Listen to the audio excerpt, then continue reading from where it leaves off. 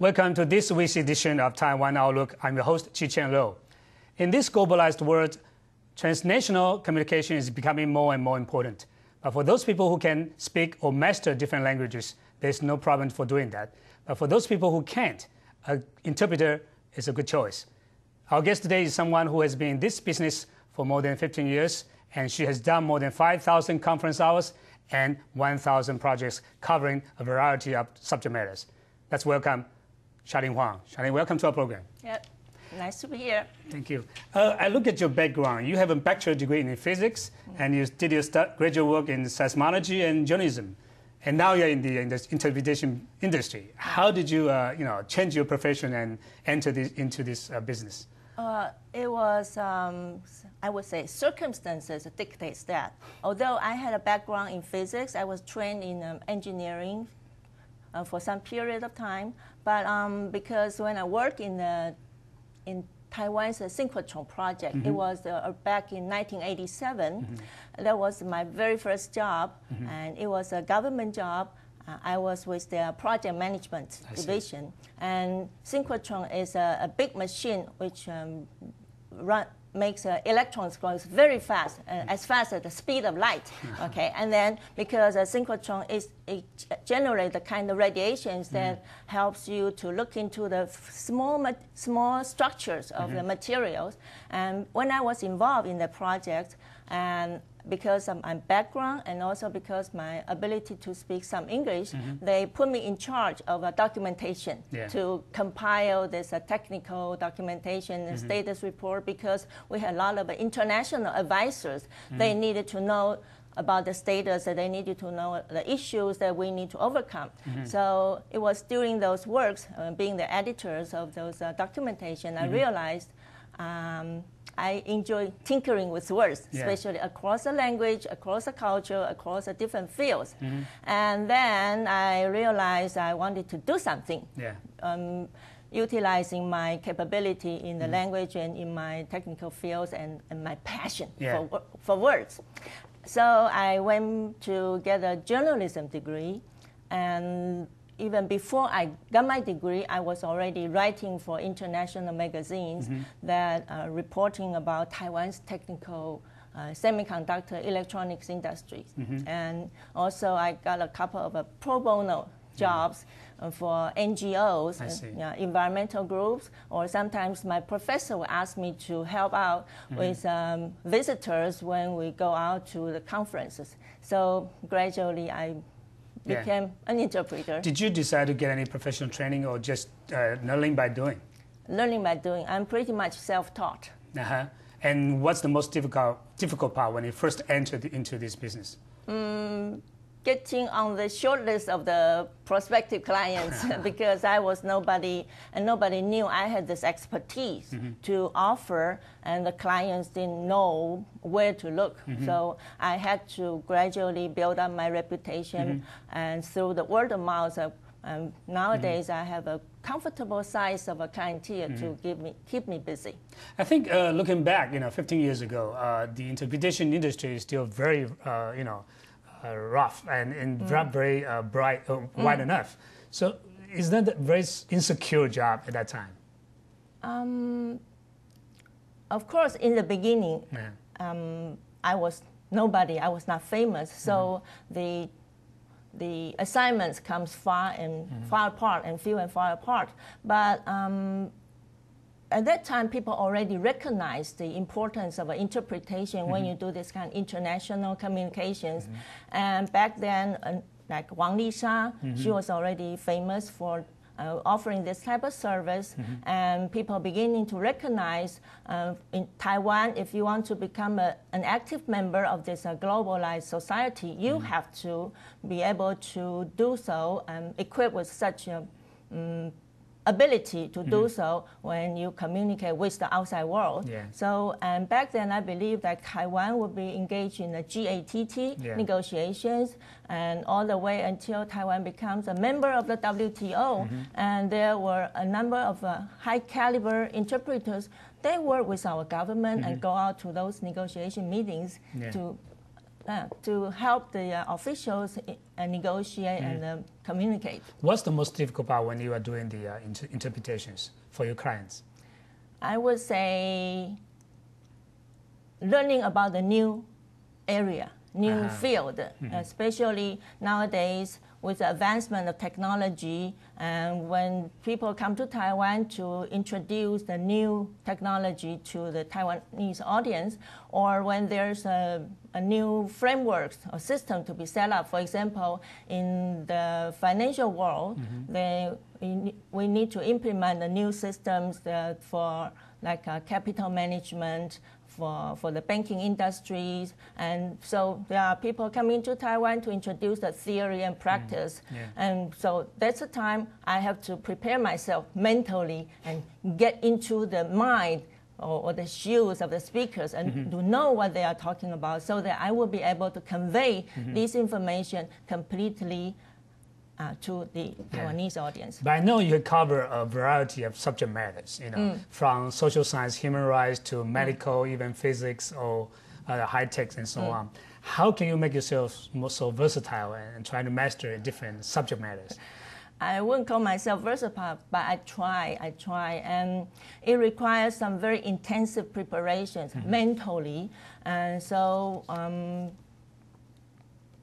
when there's no assignments, I will be reading broadly and try to keep myself abreast with the latest development around the world in the technical area, in the political, in the economic, financial side. But on the other hand, when there's a specific assignment comes, I would try to read about this particular field, try to build up my own glossary. I would sit down and maybe pick up a book, an article, or a few articles to read and pick up these glossaries. Because when we do this interpretation, it's simultaneously, then you need to be able to just do it like a reflex. So it's like become your second nature. So you have to immerse yourself in this field and then make yourself totally fluent and conversant with the particular subject matter. Yeah. As far as I know, there are at least three types of different interpretations: simultaneous one, consecutive one, and escort service, and so on. Which one is more difficult? Each type of interpretation has its own specific challenges. For example, in terms of a simultaneous interpretation, it's in real time. So I could say we are under the tyranny of time, and whatever the speaker says on the podium, I need to convey and translate right away. And so I have to prepare myself in advance to get myself familiarized with the specific subject matter, and so that when he talks about it, I know exactly what he's talking about. I know exactly what the Chinese rendition should be. And also, I need to be able to anticipate which way the speaker is going. So the preparation is very important. That's right. And then when we talk about the consecutive interpretation, usually people in the audience, the majority of them are bilingual, so they understand what the speaker is saying, and then they wait for my Chinese, for Mandarin interpretation. So then I will be very careful. I will be on my toes, because people are out there, they are looking for my mistakes. So that's the challenge for consecutive interpretation. But for escort interpretation, in this kind of context, I'll be talking to people on a more conversational level, and people may not say things in the exact right term, because these people may not be the professional speakers. So I need to have a very good understanding of human nature and understanding what this person intends to say. So it requires extra extrapolations. Although I'm not supposed to over-interpret, but I need to understand why the person is asking the question, why the person has this kind of answer. So, speaking of simultaneous interpretation, I think you have to listen and talk at the same time. Is there any techniques or anything that you have to learn in order to do things like that at the same time? Yes. Usually we tell our children, hey, you have to devote to the task with your undivided attention. But when you do simultaneous interpretation, you need divided attention. So the attention will be divided between this listening and looking at maybe the PowerPoint in this original, we call source language, and then trying to deliver and trying to compose a sentence that's grammatically correct, that makes sense, that use the right term in this target language. So that, and the technique is you have to finish your sentence completely, otherwise the audience will be totally baffled, confused. They don't know if that's the speaker who did not finish the sentence, or it's the interpreter who is too lousy to finish the sentence. You have this kind of two-way translation, you know, from Chinese to Mandarin, the Chinese to English, or English to Mandarin. Which one is more difficult for you? For me, because my native tongue is Mandarin, Chinese, so I will find the simultaneous interpretation into English that is more challenging to me, because I need to compose a sentence which is grammatically correct. I need to find the right term in a split second in my mind, and also to convey the overall context.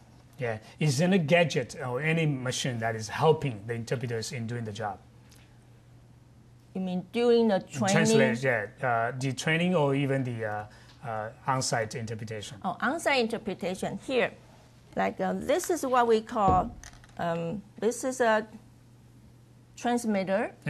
This is a receiver, and usually this is used for a small group simultaneous interpretation. For example, when you go to Palace Museum, now they have just completed the renovation. So nowadays, the guided tour at the Palace Museum would be all conducted with this kind of gadget.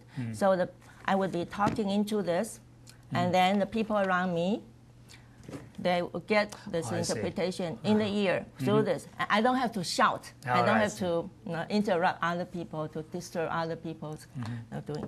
And this happens during, say, for example, board meetings, when you have a board of, say, 10 members, but maybe only two of the directors are foreigners, and then people feel more comfortable talking in their native language, so the foreign directors will be getting my translation in their ear. That will be Mandarin to English.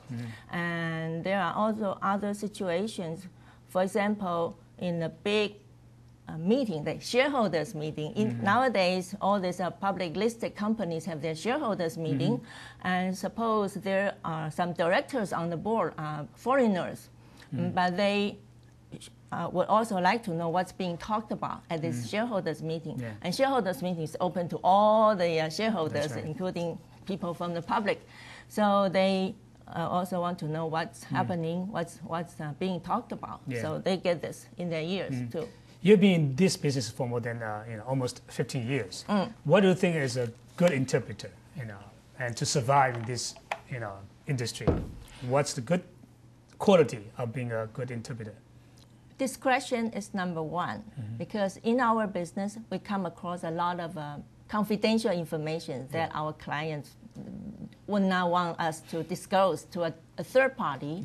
So we will have to sign something called non-disclosure agreement. And so discretion meaning not only know what to say to whom at the right time, in the right place, but also know what not to say. That's right. And how about other personal features of being a good interpreter?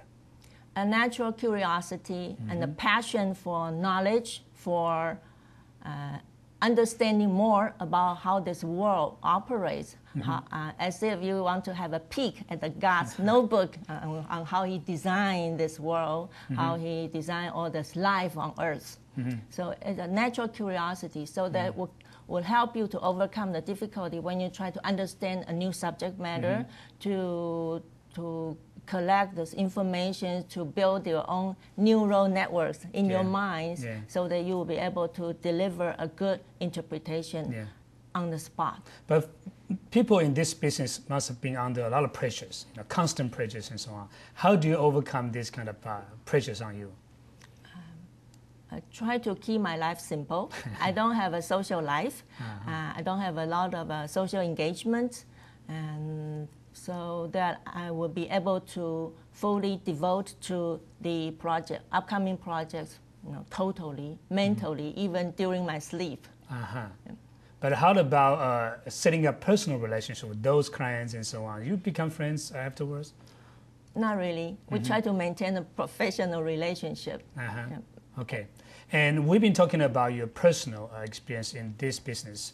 And when we come back, we will talk about how this business has been developing in Taiwan. As we know that looking back, it's just the beginning, maybe 15 years ago, this industry. But now after 15 years, Taiwan is more globalized and Taiwan has accession to the WTO and so on. So it appears to many people that this industry is booming in some way. And there are more competitors as well in this industry. So when we come back, we will talk about how do you overcome these challenges and how to see the industry in Taiwan.